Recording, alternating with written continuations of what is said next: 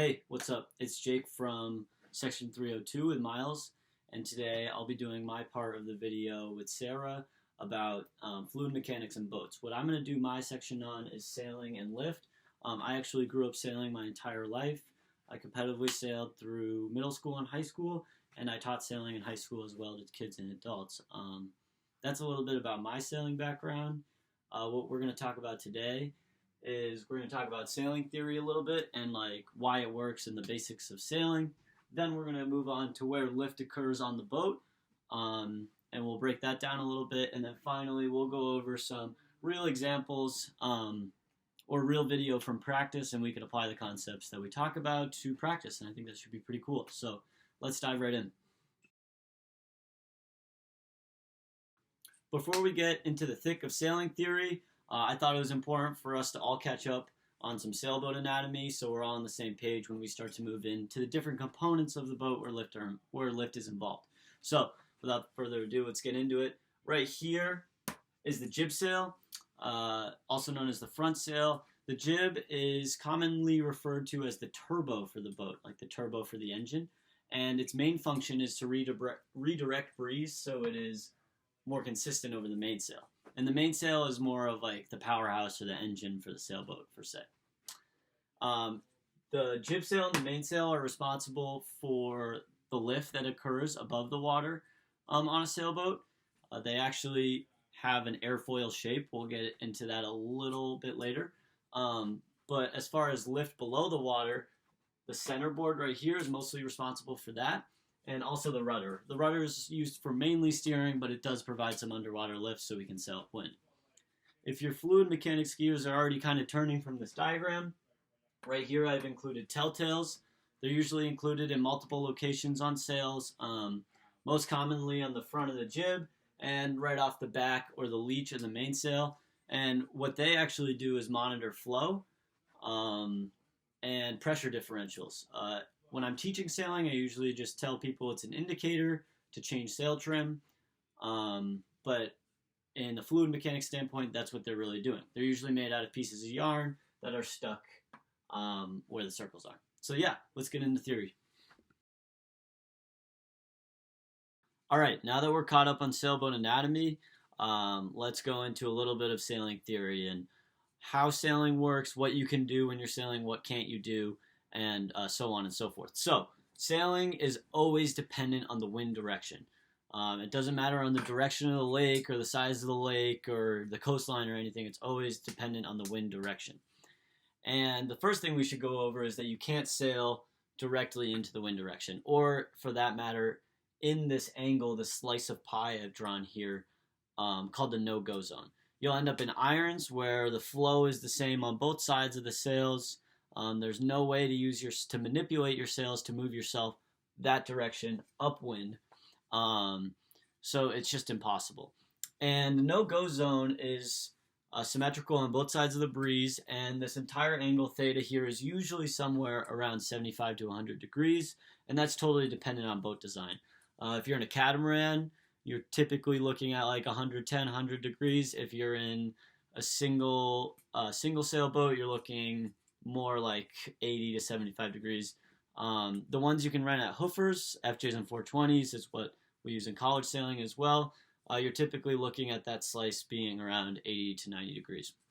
So let's get into the three basic points of sail.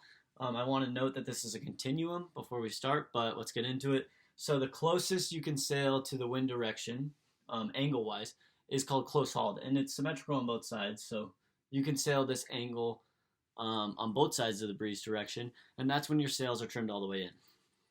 Anything below close-hauled or further away angle-wise from the breeze direction is called a reach. So that is when your sails are about halfway in or halfway out, but it's actually more of a continuum as you head down away from the direction of the wind. And downwind or running is when you have your sails all the way out and you're pretty much just trying to increase surface area to catch as much breeze as you can. Lift is still required here. It's kind of the same principle as pressure drag, but we're not going to talk about running too much or downwind sailing. We're going to more talk about why sailboats can move upwind and why that's a product of lift. So we're really going to focus on close hauled, which is what you do most of the time when you're sailing anyways, close hauled and reaches. So now that we kind of know all that, let's get into the components of the sailboat where we're going to find lift and how it helps us sail at close hauled or reach.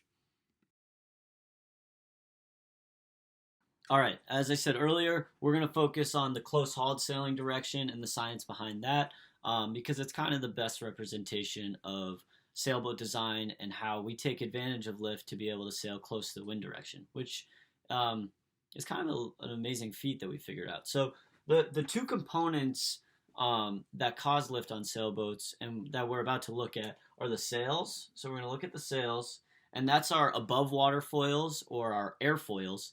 And then we've got our underwater foils, our centerboard and our rudder.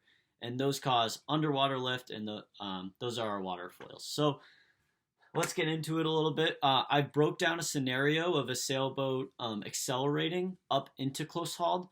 And the reason I've done that is going through an acceleration really illustrates, from rest to sailing close hauled, really illustrates the different components of lift and how they work on a sailboat, especially at this close hauled angle. So without talking anymore about nothing, let's go into the order of lift operations that I've kind of made here. So the first thing you're going to want to do is you're going to want to position yourself at that correct angle, that angle theta, the closest you can get to the wind direction. And once you position yourself like that, you're going to have your sails let out or luffing, so you're not moving, but you're at the correct angle. Second, you're going to pull in your sails all the way, like we said earlier when you're sailing close hauled. You need your sails in all the way, and that'll leave you with a bird's eye view of something like this, like I've illustrated here. And once you pull your sails all the way in, now you're going to have this wind direction, this wind airflow flowing over your sails, which have now tightened into an airfoil shape. And that's going to cause a lift force to occur from your jib and your mainsails in sort of this direction that I've drawn here, this upper force right here. And for a few seconds, actually, it's a noticeable amount of time, your velocity vector, you will drift directly with that lift force of the airfoils or the sails. Your velocity vector will be parallel to that. You'll actually start to kind of drift sideways in your boat. It feels a little weird, but that's what happens. And that's because we've only got our airflow or our airfoils going to work right now with lift. Now, third, you're going to keep your boat flat and allow acceleration to occur. And the reason I say that is when you pull in your sails, you can probably imagine there's a net moment that acts on the mast that's going to kind of want to tip your boat over. You need to use your body weight to keep the boat flat and allow those underwater foils to start to go to work, because if your boat's not flat, they can't work as well. So you keep your boat flat and allow acceleration to occur. And what I mean by that is when you're in this sort of weird middle state before you're moving forward and drifting in that same direction as the lift caused by the sails, you're generating flow and you're attaching flow to your underwater foils. So as now that the water is being pushed to flow over your underwater foils, you start to get a pressure differential on either side of your symmetrical foils that are underwater. And that pressure differential is going to result in your underwater lift vector, which looks like this, and it's perpendicular to the beam or the side of the boat. So now that you've got your force from your airfoils or your sails in this direction, and you've got your force from your underwater foils working in that direction, you get out of this middle stage and you start to have your velocity vector move forward and you're sailing upwind. It's kind of the miracle of the boat design, and it's a great representation of how we've taken advantage of Bernoulli's principle and lift to create a pretty amazing transportational feat of sailing a boat with completely renewable energy or natural energy upwind. So that's pretty cool. Let's get into more of the streamlines and flow over the sails and the underwater foils. All right, we're back. And now is kind of the most exciting part. I think this part is going to correspond the most with what we've done in CEE 310. I've kind of drawn a lot behind me here. Let's kind of break it down piece by piece like we did with the last section, and let's start to take a look at some streamlines over our different foils we've been talking about. So I left our 3 scenarios from my last video clip of the acceleration we were talking about earlier, right?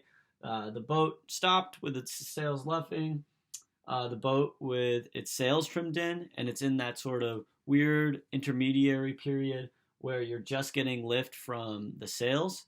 And then we've got our third and final step here, which is where the boat is moving in the correct direction, which is forward, and you've got lift on the underwater foils and the lift from the sails, creating a resultant force forward, and in turn the velocity vector going that way. So we're going to break this down piece by piece again, and we're going to look at flow on the underwater foils and the above water foils in the air, airfoils and water foils.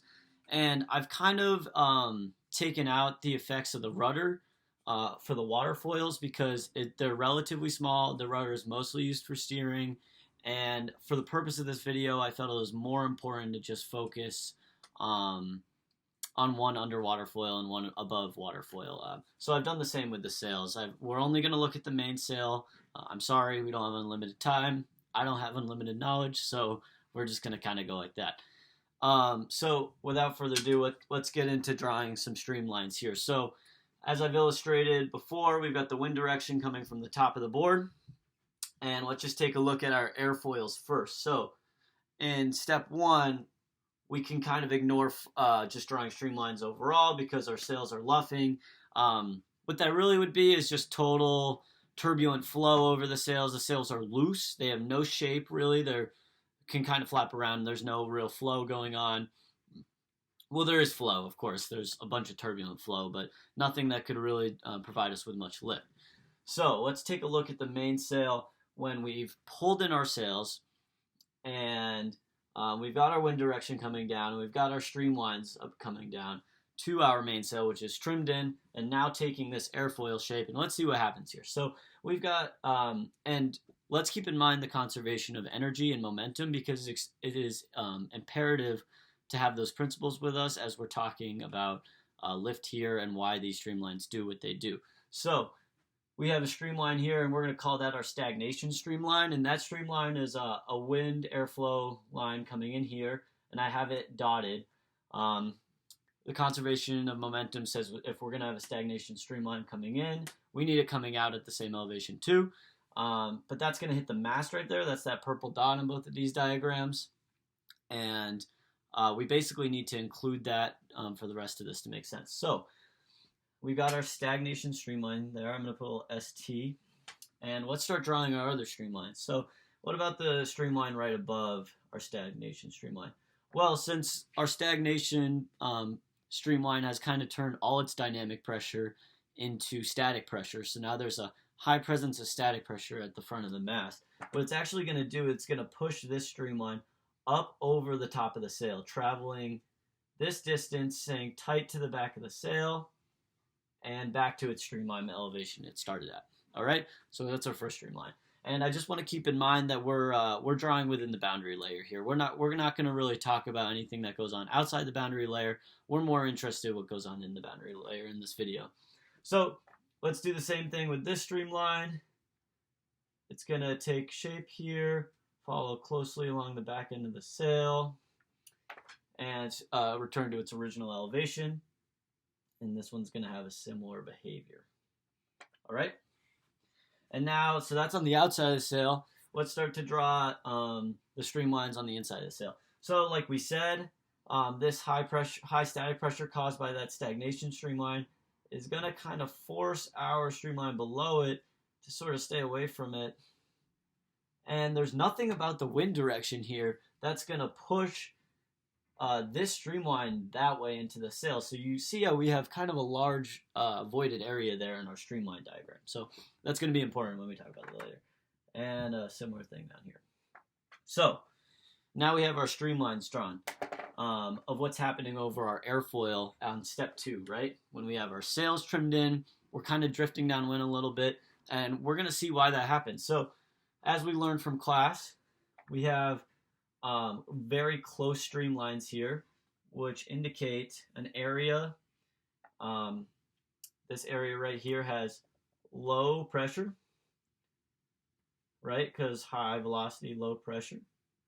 Bernoulli principle. And we have high velocity because our streamlines have been forced so close together. And we also know from the conservation of momentum, there's no change in mass here. And this actually has to travel a longer distance because it's taking a more curved linear path than these bottom streamlines. So they have to be moving faster. So they have lower pressure and they have higher velocity. Oop, I just wrote H there. Meant to write V. Okay, so now that we have that defined for above the sail, let's go take a look at some of the streamlines acting on the inside of the sail. So on the inside of the sail, we have a large sort of void here where the airfoil shape has kind of done its job here. So in this area here, we've got high pressure relative to the top of the sail. We've got higher pressure relative to the top of the sail and lower velocity. Streamlines aren't as close together. There's a large void in area between the stagnation streamline, the sail, and the streamline next to it, and is taking a much more direct, or kind of as the crows fly, path from its original streamline location to where it has to end. So that will cause a lower velocity relative to the top side of the sail here, and the higher pressure. And we're like, oh, we know stuff about pressure differentials. What is that going to cause? I think we're all anticipating it now. That will really end us up. Let's pick a good color here. Maybe green. This pressure differential, and we could draw all the pressure lines, but for the interest of time, I'm not going to do that. But they would be perpendicular to the streamlines. We're going to get a net force here trying to compensate for that differential in pressure. And that's force of the lift caused by our sails. So F, lift sails. And that is the same vector that I drew right here. And that is the reason that we kind of have that weird intermediate period where we drift a little bit to the side. We just have sail lift attached. But the cool thing is here, we have airflow coming over our sails. Our sails are taking shape of an airfoil, and lift is occurring. Now for step 3, obviously from step 2 to step 3, we talked about the only thing that changes is flow attaches to our underwater foils. So I'm going to skip drawing my streamline diagram on step 3, but just know that it will be the exact same scenario as this. However, I would like to note, as the boat accelerates forward, you're going to increase your own relative wind speed because now you're moving into the wind. So actually the impact of, or not the impact, but the Bernoulli effect that's going on here will actually become more dramatic. You'll get even more lift and therefore more force off your sails. So that's pretty cool. So, all right, let's talk about, we're in step 2 here, right? We are moving in the direction of the force of lift provided by our sail flow that we just looked at in step 2, and we know it's going to be very similar in step 3. So let's move to our underwater foils and see what's going on there. So in step 2, things actually get really complex, a little above my understanding, and I think some of the things we covered in the course material. But after talking to my coach, who is a master or PhD candidate in atmospheric sciences, this is sort of what we concluded. And using my knowledge of fluid mechanics, this is what I've come up with and the best explanation I can find online. So I hope you guys like the representation that I've made here. So in this awkward step 2, where we're in that intermediate place moving in this direction, I've created our velocity of the boat, and we also created the vector field for our relative velocity to the stagnant water, which is going to, us moving this way is going to make water flow over the foils in the opposite direction. So that's what I've drawn here. So what's going on here is we've got our stagnation point, just like we drew last time, right? We got our stagnation streamline. But actually, since we're moving so much against the water, this flow field is going to have a ton of stagnation points piling up on the bottom side of our centerboard or the rudder, or the right side, just for all intents and purposes. And since these stagnation points or these stagnation streamlines have such high pressure, 1, 2, 3, what they're going to do is they're going to push our other streamlines very far away from them. And we're going to get a flow diagram similar to this on the underside of our foil. So obviously we have what would really be happening is we have a ton of turbulent flow going on here, but we also have a ton of high pressure, stagnation pressure areas. So right here we can confirm that we have high pressure and low velocity. Not a lot of movement, just kind of a lot of viscous and friction flow.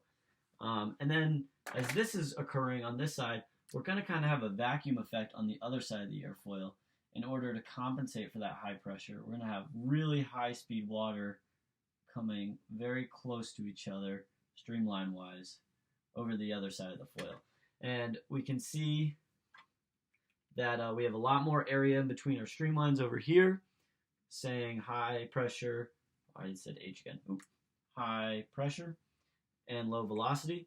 And then we can conclude on this side that we have low pressure and high velocity. And like we mentioned earlier, that is going to bring us to step 3, and a lift force is going to result out of this pressure differential, and that lift force is going to be kind of drawn where I would like to draw it. But for all intents purposes, we're just going to say, this is a pretty accurate representation, but the force of lift is in this direction caused by the water foils, initially in step 2, right? So that's pretty cool, and now we've got ourselves into our sailing upwind boat, which is sweet, in step 3.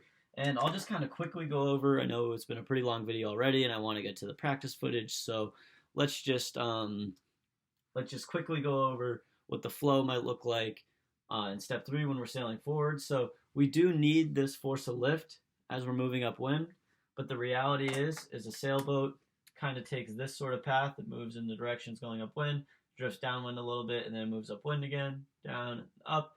And it's this alternation that makes this effect occur multiple times while sailing in that upwind direction. It's sort of like it falls down. This effect occurs again. It comes back up to its path. So it's, instead of it being like a straight line path where all the forces are always balanced, it's kind of working its way upwind like this. So it's actually much more complicated than it seems. But while we're moving, we're going to get flow coming on this side pretty normally, and laminar-like. Still got our stagnation line. And then on this side, just due to this little alternation of going down and up, down and up, down and up towards the wind, we're just going to have streamlines that are a little bit closer to our airfoil.